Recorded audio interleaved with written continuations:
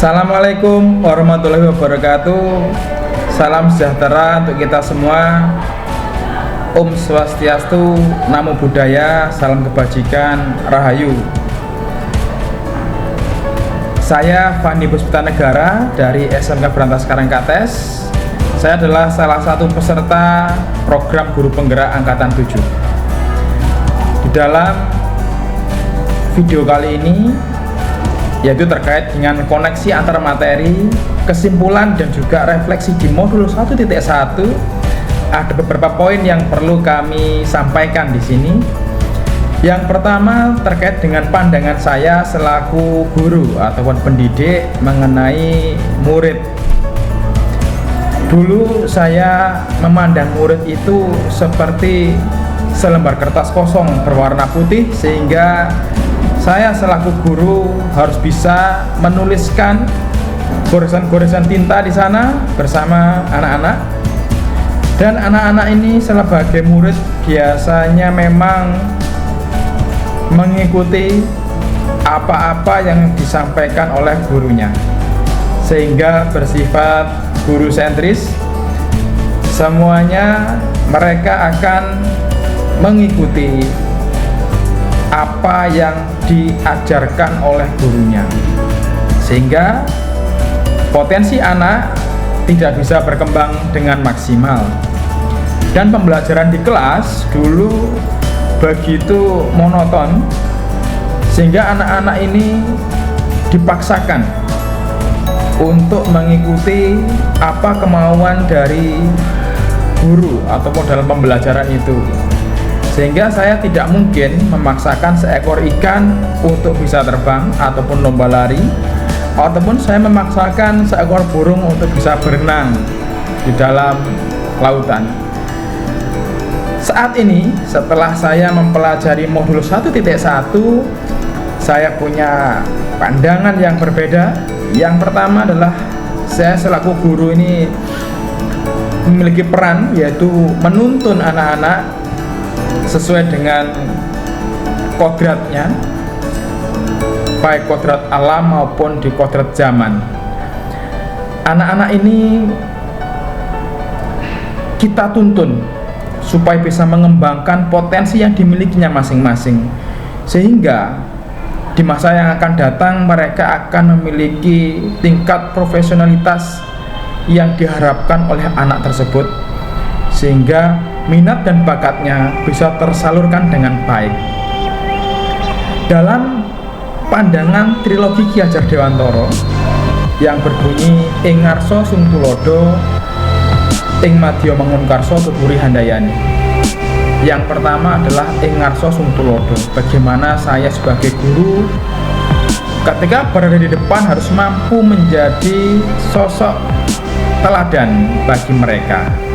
Karena anak-anak itu ketika melihat apa yang dilakukan oleh gurunya, mereka akan menirukan, sehingga saya sebagai pendidik mereka akan menjadi teladan yang baik, karena yang akan menjadi pendamping mereka dalam meraih cita-citanya. Yang kedua adalah ing madya mangun karso. Ketika saya berada di tengah-tengah mereka, saya harus bisa membangkitkan, bisa membangun minat mereka, keinginan mereka, hasrat mereka demi berkembangnya potensi yang mereka miliki. Dan yang ketiga adalah tuturi handayani yang sudah menjadi semboyan pendidikan nasional kita. Tuturi handayani ini, peranan kita sebagai guru adalah saat kita berada di belakang mereka, kita bisa memberikan support yang luar biasa, memberikan dorongan semangat supaya potensi mereka semakin berkembang lebih dahsyat lagi.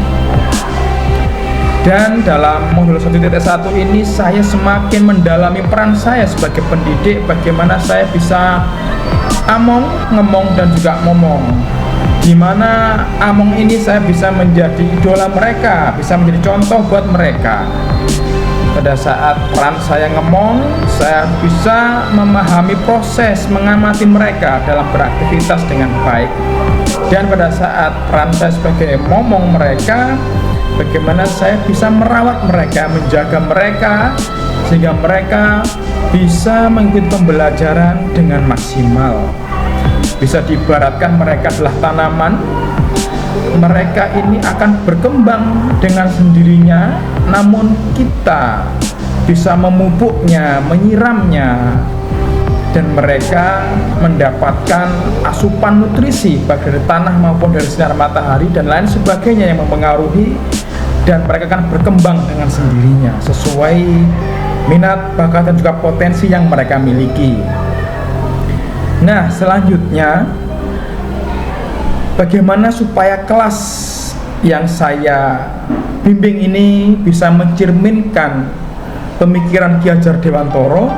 Saya berupaya bagaimana melakukan pola pendidikan karakter yang berkesinambungan untuk menjawab tantangan yang terjadi saat ini.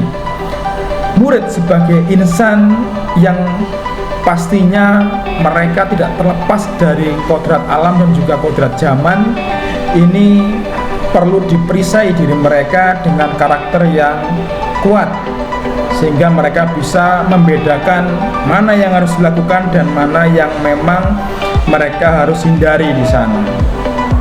Dan sebagai guru atau pendidik bagi mereka, kita bisa menggunakan head, hand, dan juga heart.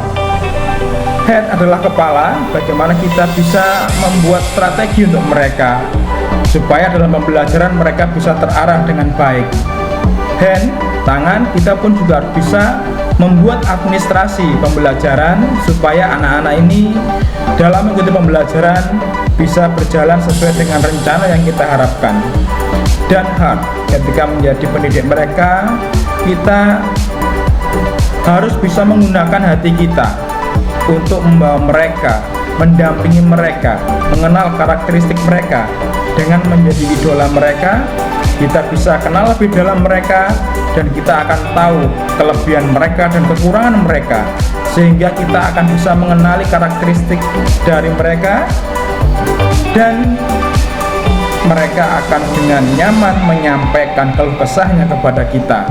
Mereka akan merasakan bahwa sosok guru adalah orang tua mereka kandung, sehingga kita bisa tahu apa yang harus kita lakukan. Peranan kita dinanti oleh mereka untuk membawa mereka menjadi sosok yang nantinya berguna untuk negeri ini, menjadi sosok yang profesional dalam karirnya nanti, dan menjadi generasi hebat di masa yang mendatang.